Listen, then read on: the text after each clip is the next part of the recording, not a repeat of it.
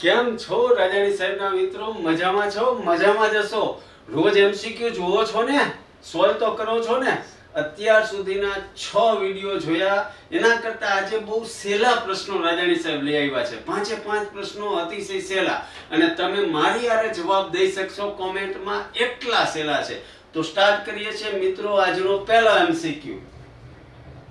કયા એસિડ માટે pKa નું મૂલ્ય સૌથી વધારે છે? અહીં 4 આપ્યા છે.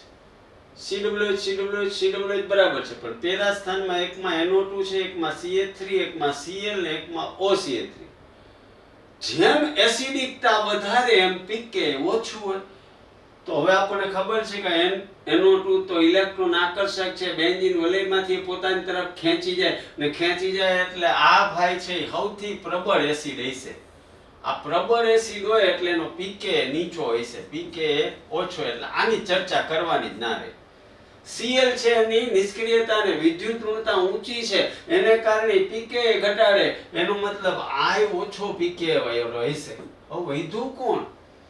તો કે પેરામિથોક્સી બેન્ઝોઇક એસિડ ને પેરામિથાઇલ બેન્ઝોઇક એસિડ. આ બે વૈધા છે મિત્રો. તો આ બે વિશે વિચારો જોઈએ. તમારા મગજમાં શું આવે છે કે આ બે માંથી કોણ જવાબ હોઈ શકે? તો કે આ CH3 છે અને આ OCH3 છે. તો OCH3 અને CH3 માં OCH3 છે એ નિર્બળ એસિડ બનાવે અને એની સાપેક્ષમાં આ પ્રબળ એસિડ બનાવે. OCH3 ની સાપેક્ષમાં CH3 પ્રબળ એસિડ, એનો કારણે આ સૌથી નબળો એસિડ છે, માટે આનો pKa સૌથી ઊંચો હશે, સૌથી ઊંચો. આ B અને D તો મેં કાઢી જ નાખ્યા. હવે વધ્યું તું કોણ? તો કે OCH3 વાળો અને CH3 વાળો. એમાં OCH3 છે એ નિર્બળ એસિડ બનાવે, માટે એનો pKa નું મૂલ્ય સૌથી વધારે. એટલે આન્સર આવશે અજય રાજાણીનો એ, બીજું કઈ આવશે નહીં. મિત્રો અહીંયા તમારો પહેલો પ્રશ્ન પૂરો થઈ ગયો. આગળ વધીએ છીએ બીજો પ્રશ્ન. આજે સહેલા પ્રશ્નો. નીચે દર્શાવેલા સંયોજનો પૈકી કયું સંયોજન આલ્ડોલ સંઘનન કરશે? મિથેનોલ છે, 2-મિથાઇલ પેન્ટેનોલ છે, બેન્ઝાલ્ડિહાઇડ છે, 2,2-ડાયમિથાઇલ બ્યુટેનોલ છે. મિત્રો જેની અંદર આલ્ફા હાઇડ્રોજન હાજર હોય ઈ તમારું આલ્ડોલ સંઘનન આપે. બાકી બધા કેની ચારો વાળા હોય. તો આપણે સ્ટાર્ટ કરીએ તો મિથેનોલ, તો HCHO, આમાં આલ્ફા કાર્બનની વાત જ નથી, તો આલ્ફા હાઇડ્રોજન જ નથી, એટલે મિથેનોલ આલ્ડોલ નો આપે. બેન્ઝાલ્ડિહાઇડ, તો બેન્ઝાલ્ડિહાઇડ નો વિચાર કરો તો બેન્ઝાલ્ડિહાઇડ માં આલ્ફા હાઇડ્રોજન હાજર નથી, એટલે અહીંયા વાત થઈ શકે નહીં.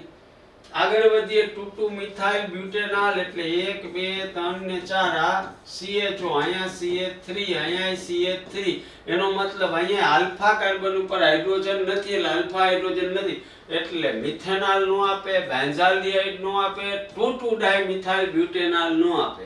હવે વધ્યું 2-મિથાઇલ પેન્ટેનોલ, 1 2 3 4 અને 5.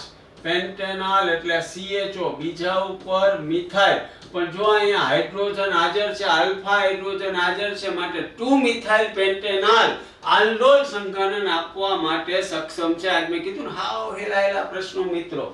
ત્રીજો પ્રશ્ન. સિન્નામાલ્ડિહાઇડ નું સાચું સૂત્ર કયું છે? તમે ચેક કરીને કોમેન્ટમાં મને કહેશો કે કયું છે. બેન્ઝીન ઉપર CH double bond CH CHO, benzene ઉપર C triple bond C CHO, benzene ઉપર CH2 CH double bond CH CHO, CH2 CH2 CHO.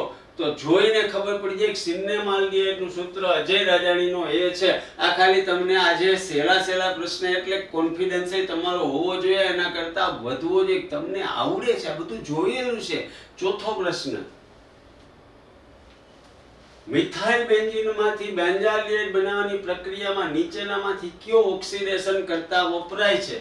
KMnO4 H2SO4, CrO3 H2SO4, K2Cr2O7 H2SO4, CrO2 Cl2. Methyl benzene એટલે તમારો toluene.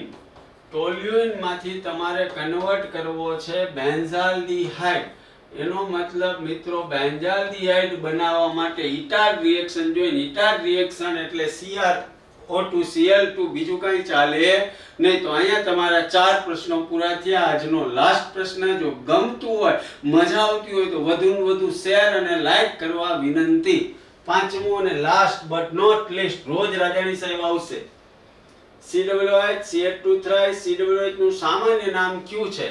મેલોનિક acid, સક્સિનિક acid, ગ્લુટારિક acid કે એડિપિક acid.